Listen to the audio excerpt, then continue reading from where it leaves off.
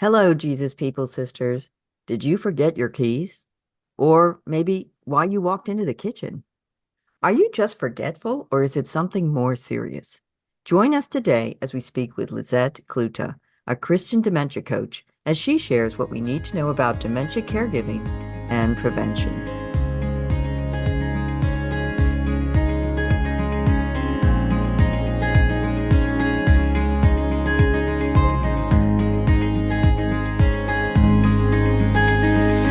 Welcome to the Jesus People Sisterhood podcast, a place where Christian single women aged 50 plus connect.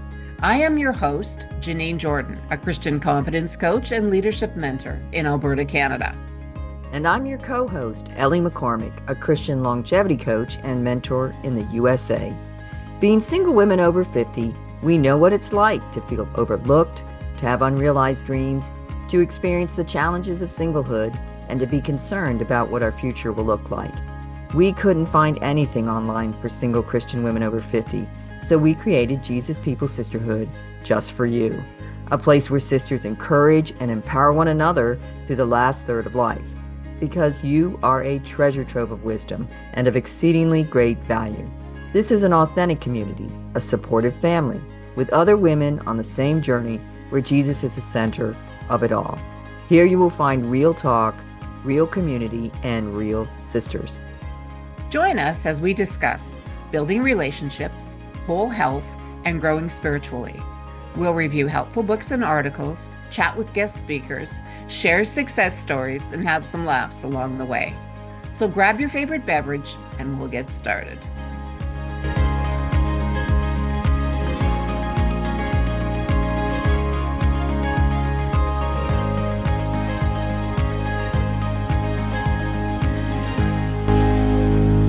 We'd like to thank our listeners in Scotland, UK. Thank you for tuning in, and thank you to all our listeners across the world. Here's a review from MTN Granny in Virginia, USA. She says, "This podcast addresses a glaring need in the church. Single adult women haven't been thought of or planned for in many ministry contexts. Glad to see Ellie and Janine taking initiative to encourage and strengthen women who may have struggled with finding their place in the body in our culture that worships youth. Each episode so far has offered affirmation and hope that the Lord has much joy in service on his heart for every believer, no matter her age or marital status." Thank you, MTN Granny, for your encouraging review.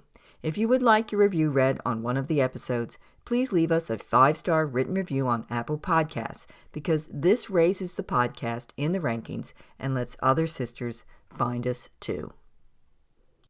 Hello, sisters. Welcome to part 1 of Dementia, what it is, caregiving, and prevention. Today, Ellie and I are speaking with Lizette Cloete. Lizette is a veteran occupational therapist turned Christian dementia coach, blending the best evidence-based dementia caregiving principles from a biblical perspective to help ease the burden of caregiving. Her passion is to change how people think about cognitive loss, which improves the outcome for both the person with dementia and their caregivers.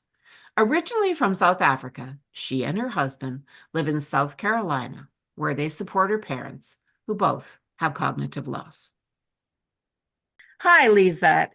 Welcome to the Jesus People Sisterhood podcast. Well, thank you so much for having me here. I am very excited about today's topic. And we are so excited to have you with us today. So could you tell us a little about yourself and how you became involved with dementia caregiving? Sure. Do you want the long version or the shorter version? Because I could do either one, but I'll give you a little bit more of a condensed version. I am both a professional dementia caregiver as well as a family dementia caregiver. And how it came about related to the professional side was my academic background is an occupational therapist. And when my husband and I first moved to the United States in 1993, one of my first jobs, I started to realize and recognize that I had always believed people were in a facility because they couldn't physically take care of themselves. And as I started working in a facility, I started to realize that most of the people who couldn't go home couldn't go home because they couldn't think for themselves. And there was a physical component to it over time, but the real reason people didn't go back home was because they couldn't think, as opposed to they couldn't do. And so moving through many, many years of practicing, one day, years later, I woke up and realized that I had specialized in dementia and dementia caregiving.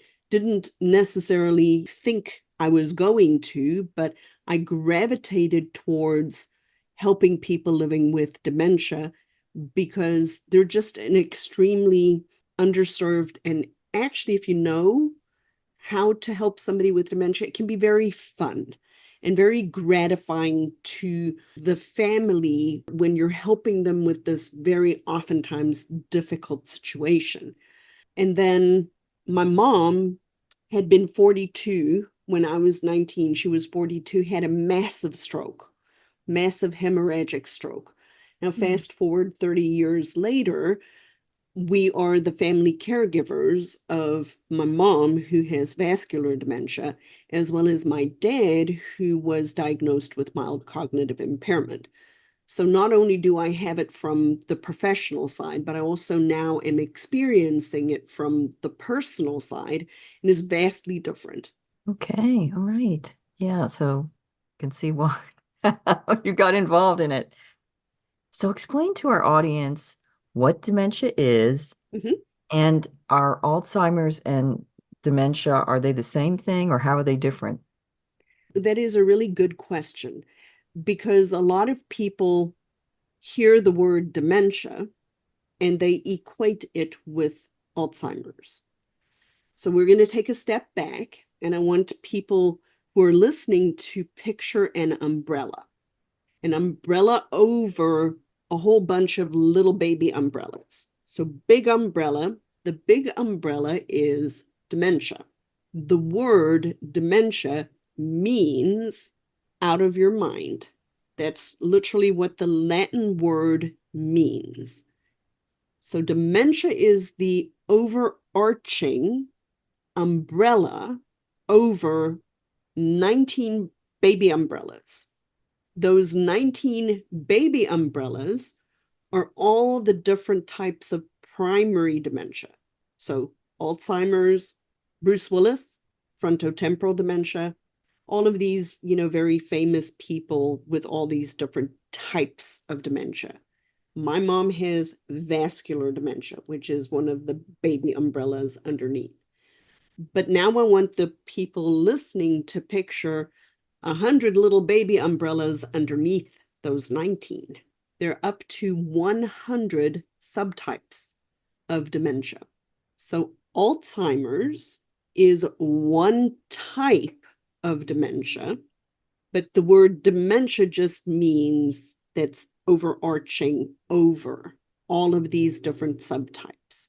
So many people don't realize that there are that many different types of dementia. So when people hear the word dementia and they automatically equate it with Alzheimer's, it could be, or it doesn't necessarily have to be Alzheimer's. Alzheimer's is one of the more common types of dementia, but it is not the only type of dementia. Oh my goodness, that's so much information there. So what are the most common then, or say the top 5 most common types of dementia? Alzheimer's is one. Yeah.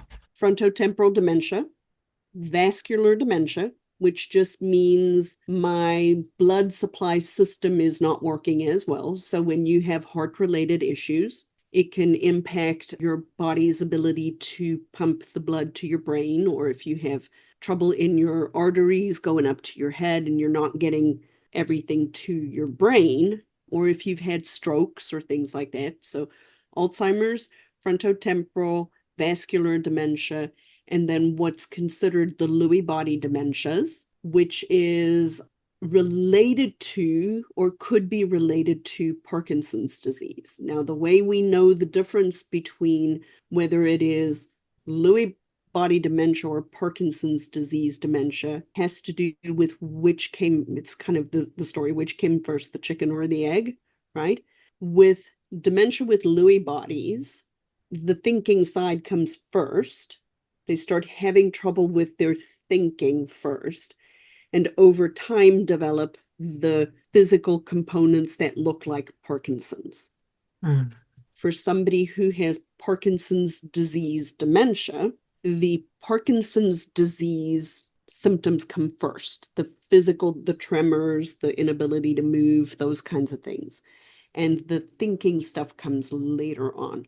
So those are really the four biggest primary types of dementia. There are a lot of other types and subtypes, but those are primarily the four big ones that for the most part are more easily diagnosed. Now, what's interesting is each one of those have subtypes underneath. So sort of veering off there just before, because it might be too complicated to cover all in just one time with you, but keeping in mind that our audience is single, Christian women over 50, what message do you want to give people about caregiving for someone with dementia with that status? Sure.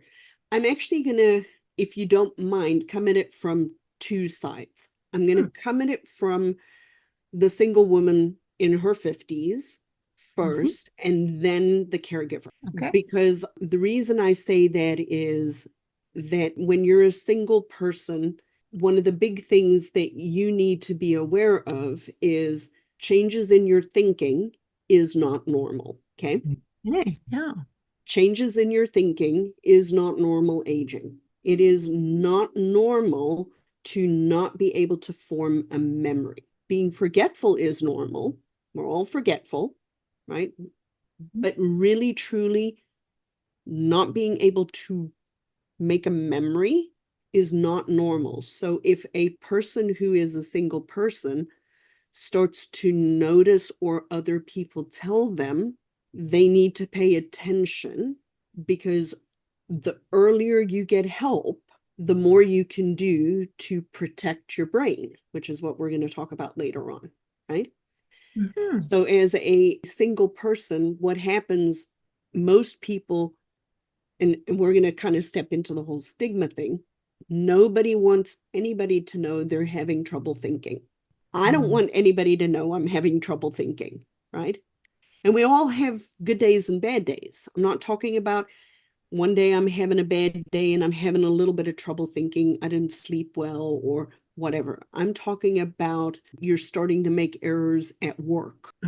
Other people are starting to notice it's impacting your ability to do things that you've always been able to do. Those are early warning signs that one shouldn't ignore, because the earlier you get help, the longer we can prevent the changes.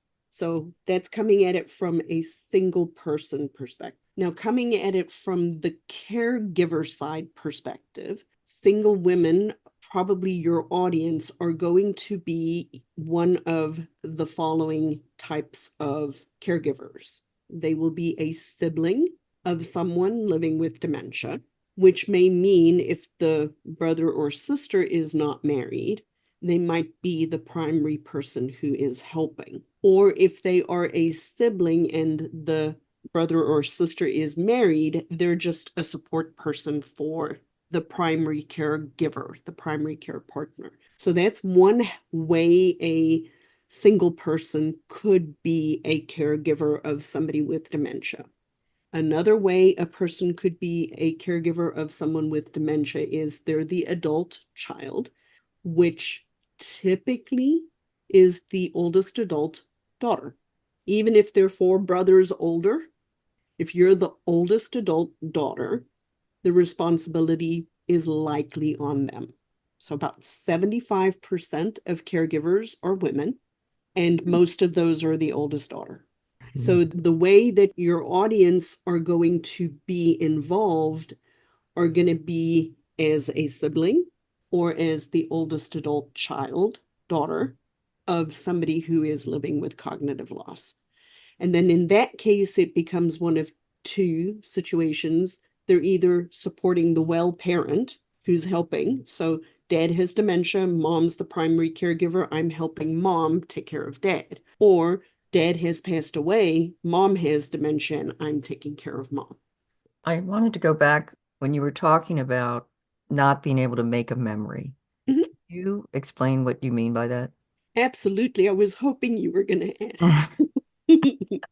I love to tell stories about myself because stories are the way we learn, right? That's how all adults learn. So I'm going to tell you two stories, one about being forgetful and one about not making a memory. Many, many years ago, I went to work one day and I always took lunch.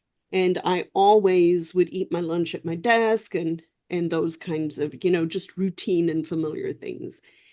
And it was a hospital system. And that particular day, they had something in the cafeteria that they didn't normally have that I really, really liked. And so my friends said, why don't we go and have lunch in the cafeteria? So being smart, I put my lunch in the fridge because I wanted to take it home with me. And then a habit that I have at home, if I wanted to remember something to take to a friend's house or whatever, I would put my car keys on top of my food in my fridge because I can't leave home without my car. And therefore, I would remember that the food was in the fridge. Have you ever done that before? I've done it some other time, not in the fridge, Right.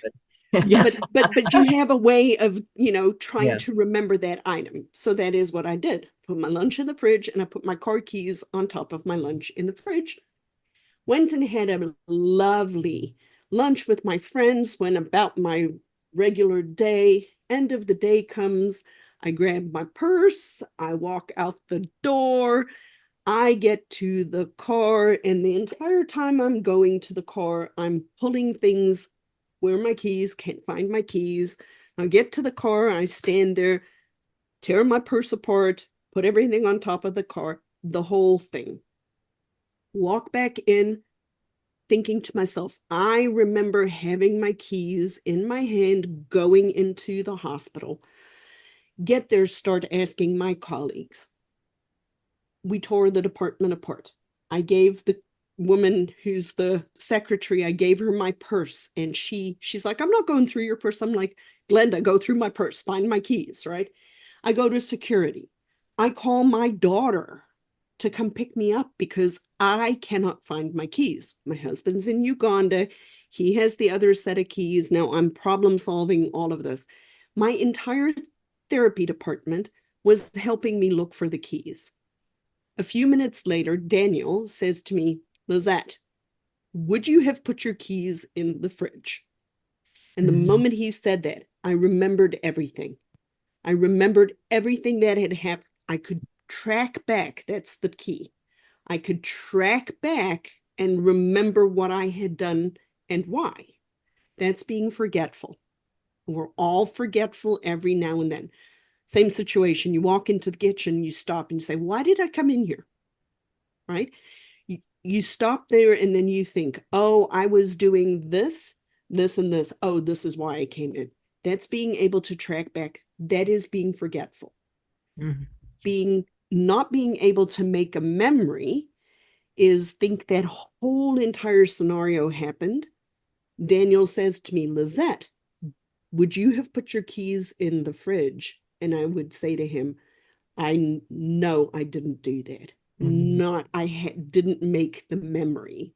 I didn't put it in my short-term memory to be able to track it back. So I want people to imagine your brain. There are two good analogies for our brain. One is a computer, right? Our brain is pretty much a computer. When you're working on your computer, when you file something, when you push save in that computer, your computer puts it in a specific place. That's called coding, right? What we need to be able to do is retrieve that out again, right? So we know we put it in this file. Same thing, filing cabinet, right? A filing cabinet. We file something in the filing cabinet, we put it in, we close the drawer, we have coded that information. Now, when we need it again, We need to be able to open the drawer, find the file, and pull it out. That is what your brain is doing the whole entire time in putting a memory in and then being able to go and pull it back out again. Gotcha. Yeah. Was that helpful? Yeah, absolutely makes sense. Before we go on to talking about preventing dementia, I did want to ask you, as far as why we're still on the topic of caregiving, I think beforehand, earlier, we were talking about caregiving, and you said that it could actually be fun. So could you kind of elaborate on that a little bit for any of our listeners that are going to be caregiving or are caregivers right Mm-hmm. now for someone with dementia?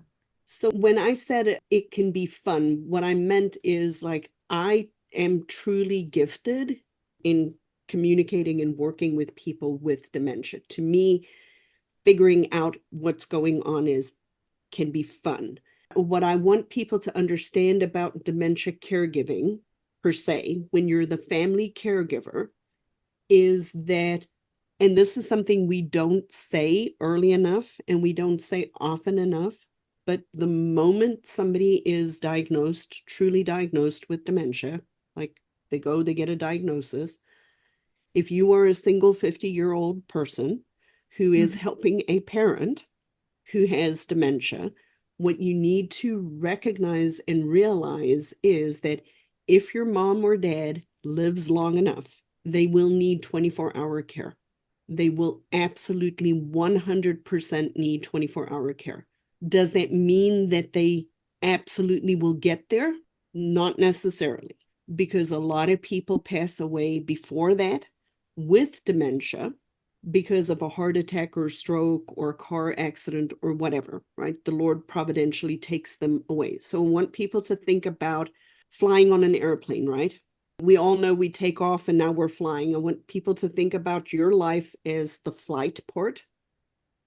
We have some turbulence up and down, but when you get a diagnosis of something, it could be CHF, it could be COPD, it could be dementia, whatever, right? It could be cancer. When you get that, you know that you are at the end of your life and the plane is starting to land. Now, the landing of the plane, I want people to think about as, unless the Lord comes again, we're all going to pass away, right? Is when we get to our destination of having landed our particular flight. Not everybody will get to the point where they're bedridden and unable to eat and passing away in that way with dementia. Some people pass away in the final landing of the plane. But if your person lives long enough, they will need 24-hour care. So as the 50-year-old person, like my husband and I, we know that if my mom and dad, and I support two parents with cognitive loss, if they live long enough, if something medical doesn't happen to one of them, they will need 24-hour care. And so how do I prepare for that from the beginning as a caregiver, right? Yeah. Now, going back to how to make it fun, the best way you can make it fun is to not live in the constant doom and gloom that the world tells us. Because if you spend any more than a few minutes out listening to what is spoken of related to dementia, there's this extremely negative narrative that this is the worst way to die, right? Death is death. Death sucks. It is the wages of sin. And we as believers have a tremendous opportunity to still live our lives to the glory of God despite a dementia diagnosis. And how we do that as believing caregivers is understanding that this is God's providence. It is not necessarily a punishment. And the reason I say not necessarily is because my dad's mild cognitive impairment is 100% related to his choices. He's not a believer in abusing alcohol and other things, right? So it's not necessarily a punishment. It can definitely be related to unwise and sinful decisions that we make. It is still for our good and God's glory, despite a dementia diagnosis.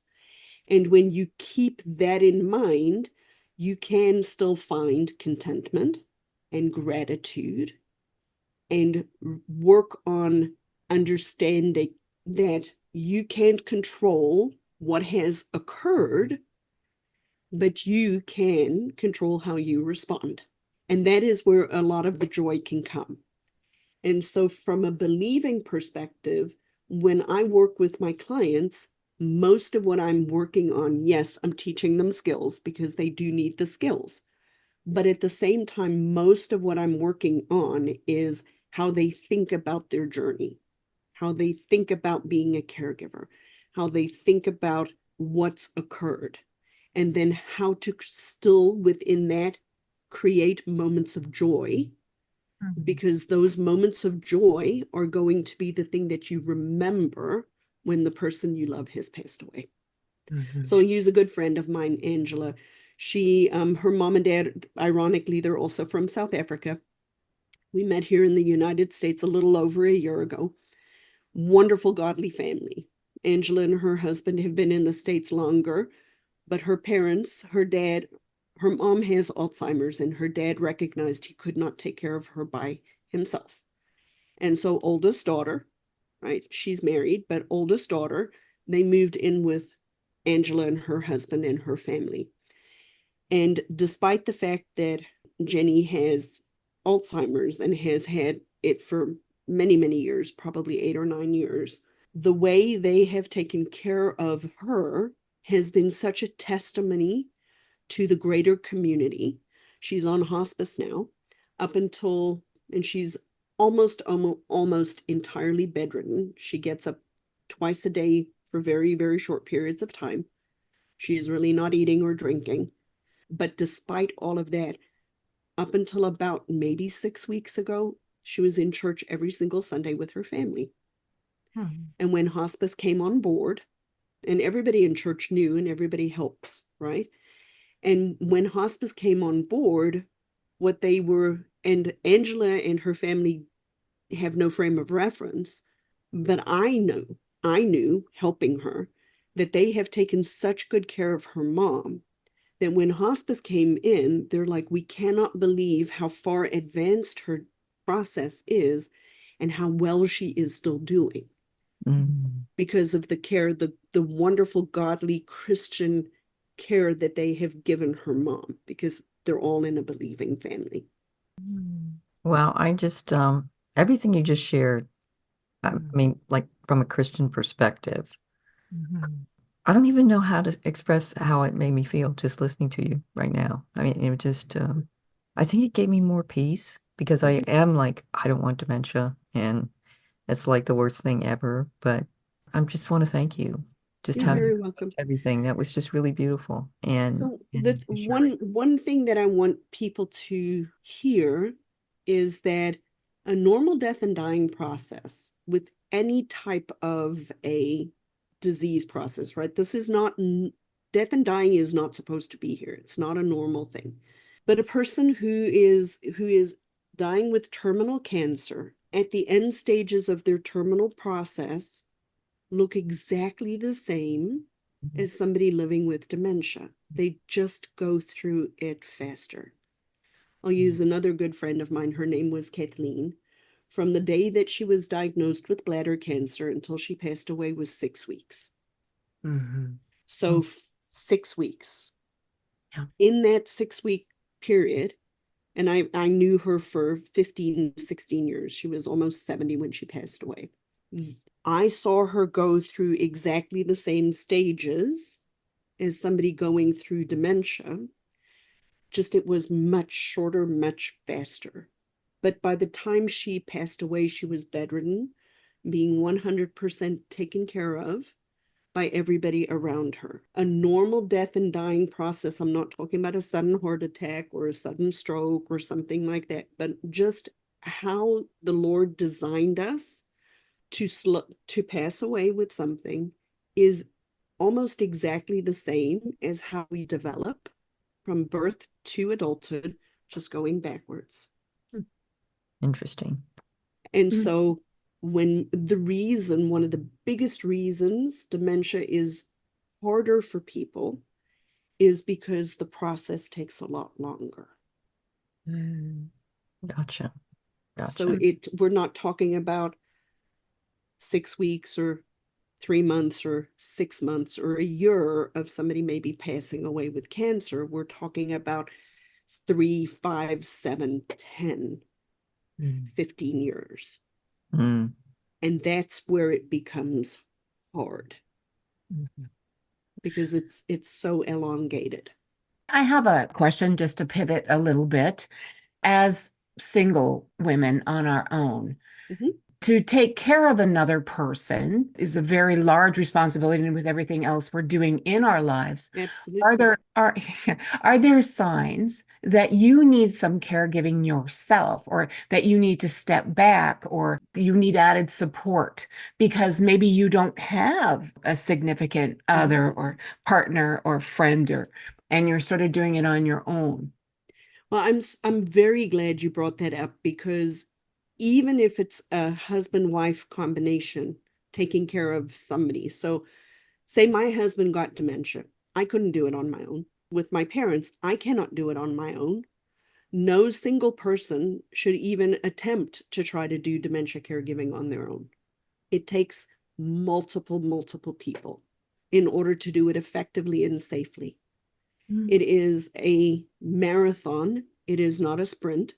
The challenge that we have, and this is one of the biggest challenges, and I'm going to use this as an analogy.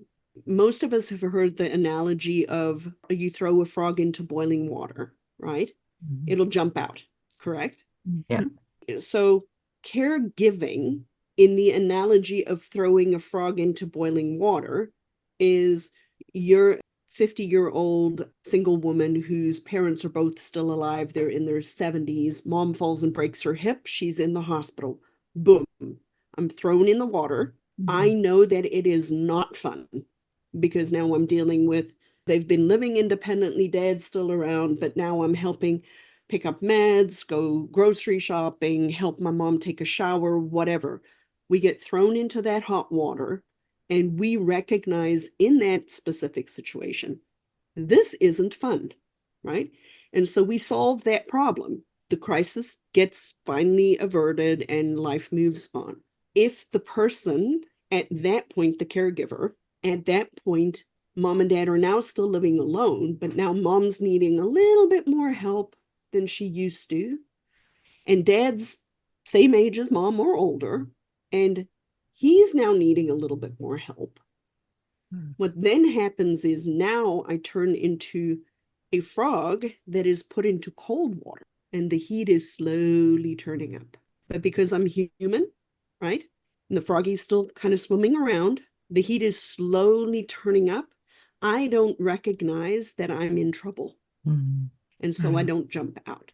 So caregiving is a long journey, and the heat is all the time slowly turning up. We're human. We can adapt.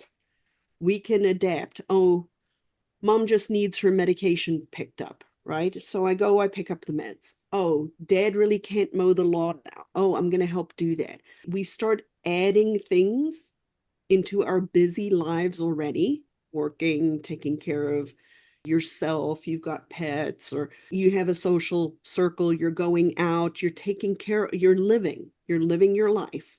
But now these little bits of responsibility keep getting added, but because we can adapt, we don't notice when the tipping point comes. And then when that tipping point comes, then we're in trouble.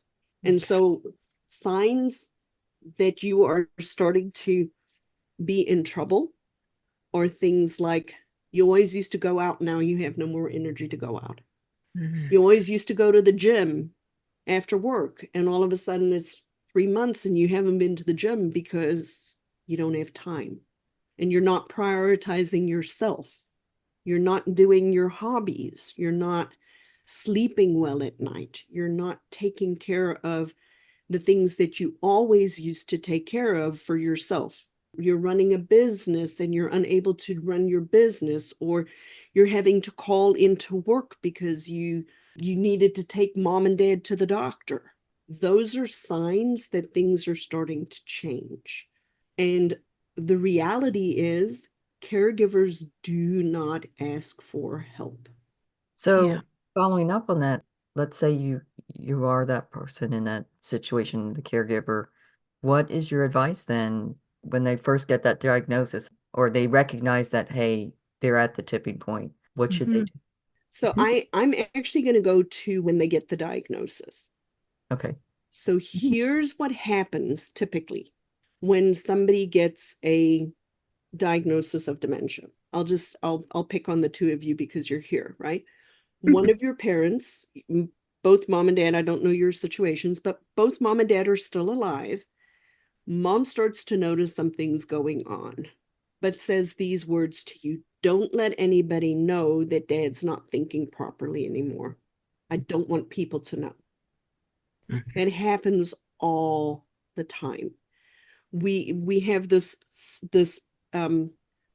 protective mechanism to try to protect the autonomy of the person who is losing their ability to think. What that immediately does is isolate you as the caregiver. So mom's isolated because she doesn't want anybody to know something's wrong with dad. Now you feel obligated because mom said, don't tell people something's wrong with daddy. Now you have no support at all. The very first thing people need to do when they get a diagnosis of dementia is start telling people this is what's going on, especially if you're a believer. It will radically change your journey by starting to talk about it earlier on. Because people, the reality of the matter is, if your mom or dad really is having these problems, other people are going to notice. It's going to happen. You cannot hide it. People, their behavior changes. How they interact with other people changes because their brain is changing. And so whether or not you say it out loud, people are going to notice. But when you don't tell people that you're dealing with this, now you've put yourself entirely on your own.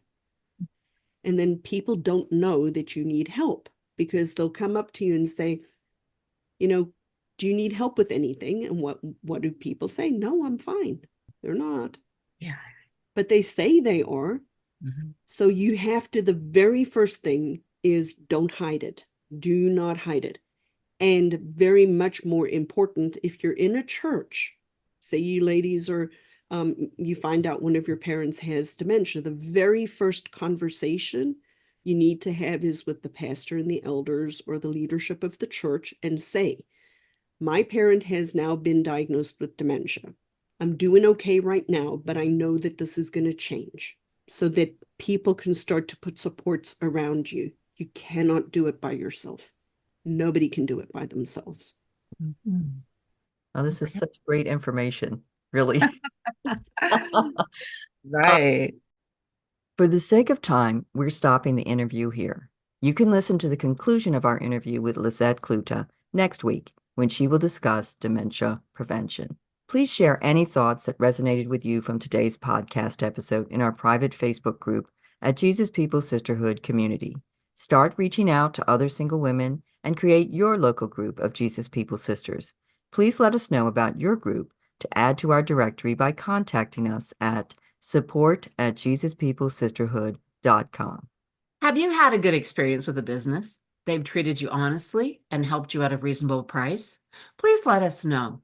We'd like to start a directory of JPS-friendly businesses. Let's care for one another. That's all we have for today, sisters.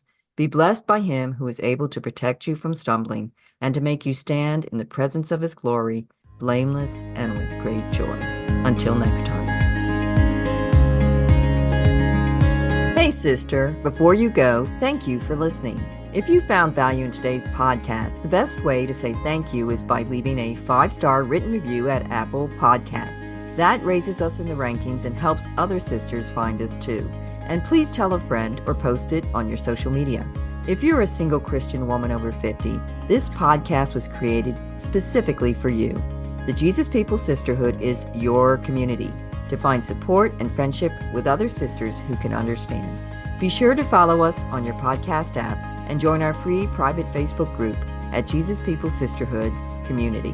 Jesus People Sisterhood has also started a private Facebook group for housing and co-living opportunities. You can check that out at Jesus People Sisterhood Senior Housing. You can also find us on Facebook at Jesus People Sisterhood and individually for Janine at riseupcoachingandconsulting.com and for Ellie at samaramountain.com. And ladies, this is the necessary disclaimer.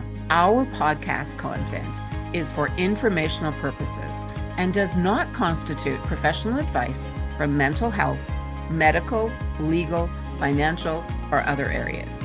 The opinions of the guest do not necessarily reflect the opinions of the hosts. It is our heart that this podcast will be a blessing to you. Together, let's build a powerful sisterhood with Jesus. Make a friend, add a sister, across the border and around the world.